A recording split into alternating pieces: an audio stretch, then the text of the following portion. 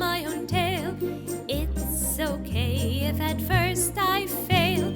I started off with the Young Author Scheme because I love writing. A HOD from a school asked me, why don't you coach my kids to write a book? And as usual, I jumped in. We have gone on to mentor, to build young authors from 2003 to 2021, probably close to about 9,000 young authors in all. After making it into the semi-finals for the Hippo 2020 and English competition, I was recommended this young authors workshop, and my parents had encouraged me to do so to give myself more exposure. I happen to be a bit of a bookworm, so I think they enrolled me in this scheme as they know of my love for books, and they wanted me to have a feel of how publishing goes behind the scenes. So my parents encouraged me to enroll to enhance my writing skills and gain bigger opportunities with the stories I create. My form teacher actually nominated me when I was in primary 4. She nominated me and some of my other classmates to join this Young Author Scheme. The Young Readers Digest was given to us in school, and then at the very back of it, the creative writing workshops where like they advertise, oh, you could write your own book. And I was like, I'd never have the motivation to do any of this myself, so I just did it. This year, it's a 2-day workshop, about 4 hours each time, and the participants basically get mentored into like what is a story, and at the end of it they will write about a 1,000-word story. The top 3 will be mentored by me, a 30-minute mentoring session individually with me to develop their story to be entered into the Asian Young Author Award. We also offer mentoring sessions to those that write pretty well, and they can also enter for the Asia Young Author Award.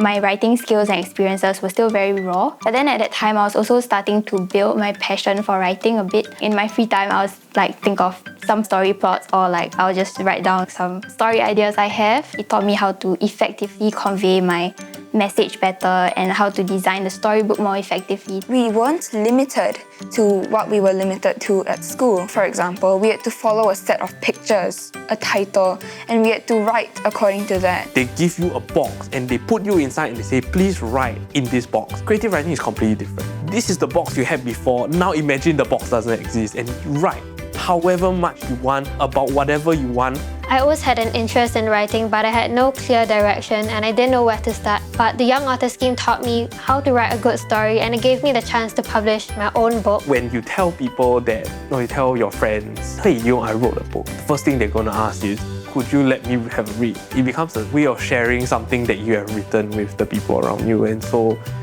generally it's been positive. Back then it was a big deal and it was pretty great.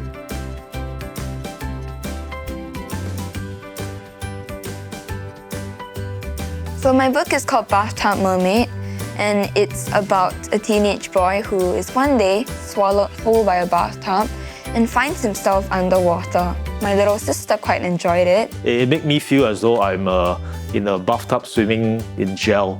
So when I read it, I even feel short of breath. So that for me is the best scene in the book. It's called Wolf Trials. The epilogue, where it was remarkably written in a sense that I thought the ending should be that way, but there's a twist to the ending. Ophir, child of Lavan. Ophir is a child who dreams to become a brave warrior like Set the Glorious to escape poverty. Don't push yourself to get risk to become the best. To me, this code, it's not only for the book, but it applies to us. Gabby's Wish, and it's about a feast of chewing gum who is rather small, but she has a big heart, and her only wish is to help people. It's called Artificial Fire. You know how you can get the actual physical copies of your book? When it came out, my mom was like, I want to buy 50, and then she started distributing them to her friends and look at what my daughter did.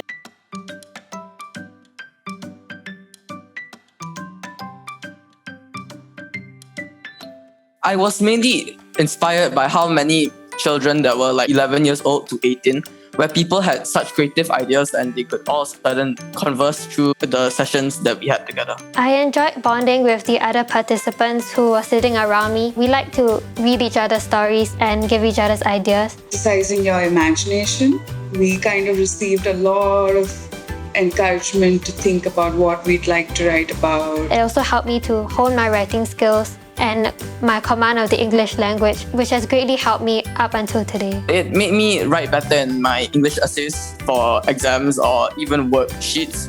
And it also helped my history because it involved a lot of writing at the time. It has also opened my mind to learn so much more about the world around us.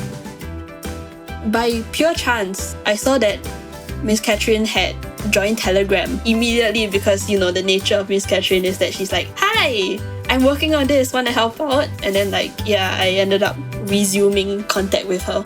I don't remember interacting much with Miss Khoo back then, but I remember feeling very grateful to her for starting this program, which gave us all the opportunity to publish our own book. Catherine, if you know her personally or whether you know her professionally, she's a very creative lady and she has a very interesting zest for life. She's always on the go, always looking for new ideas to do things in a different way, exploring new opportunities, trying out new partnerships and collaborations. Eileen was my very first editor and she brought a little bit of fun, and also a lot of the child in her and the young authors, and she communicated very well with the young authors. As a writer myself, I find it very empowering to work with Catherine because she manages on a very creative standpoint when she does manage the team. She gives us a lot of wiggle room to explore our strengths. Work environment to be very easygoing yet efficient. And I think that is something that professionally I want to be as well, both as a person as well as an editor, is to become a very accommodating person like Catherine.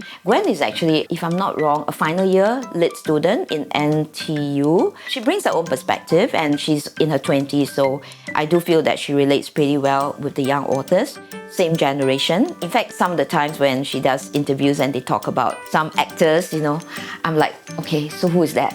Different generation, but yeah, I'm glad for all my editors. I was very fortunate to have a computer in my house very early in life. I'd actually started my first blog when I was 11. She was a huge part of my writing journey those few years. I think that was when I realized what Catherine has always been fighting for, that kids can write. That kids have tons of ideas and kids can create content for other kids. I had Carlo, who's right now back in the Philippines. He was an amazing editor. He was, I think, a communications person, did radio, fantastic voice, but he worked a lot on the magazines as well. The editors that I have actually worked so well with the kids, they learn from the kids, and with that, I think it became very much a team effort.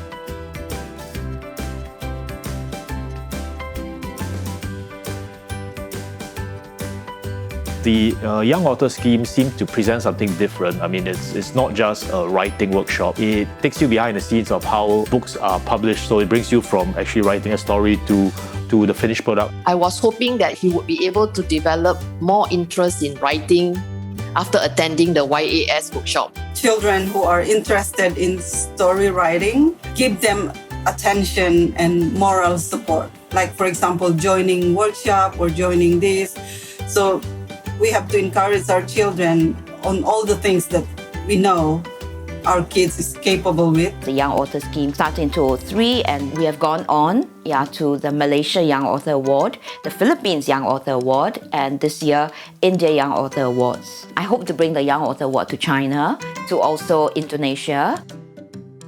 Because I was part of the alumni, I got the chance to judge 2019 to 2020's Young Author Awards. First of all, there was a lot of scripts to read through. I was quite amazed at their talent actually. There was such a wide range of genres of stories, and each story had a different message, different moral, and a different way that touched people's hearts. It was through Zoom. I got to see some of the participants' faces, and I was actually quite taken aback because I didn't expect such young people to have such mature sense of language and vocabulary. One of the special things about Young Author Scheme is that it cherishes your content, and that's not something that you can get very much elsewhere when you publish anything, be it on the internet or through any other platform. I have the Catherine Khoo Writing Foundation, which hopes to give a voice to the marginalized, especially children, to tell their stories. In the Philippines, we went to help a school in Cavite, and I hope actually for them to be trained to write. One of them hopefully can come into the Young Author Award, or a few of them. I'm looking for publisher partners or education partners because the Young Author Award grooms the child, gives the child perspectives that, in real life they cannot become or something, or they long for. So writing is another way into your own world, because writing is something that we share, and in sharing we learn so much about ourselves. Having your content valued unconditionally is very hard to find. It's very special, and that's what allows you to grow. When you yourself and people around you value your content, that gives you the safe space to create and grow. Explore my own creations, expand my imagination with UEC, unique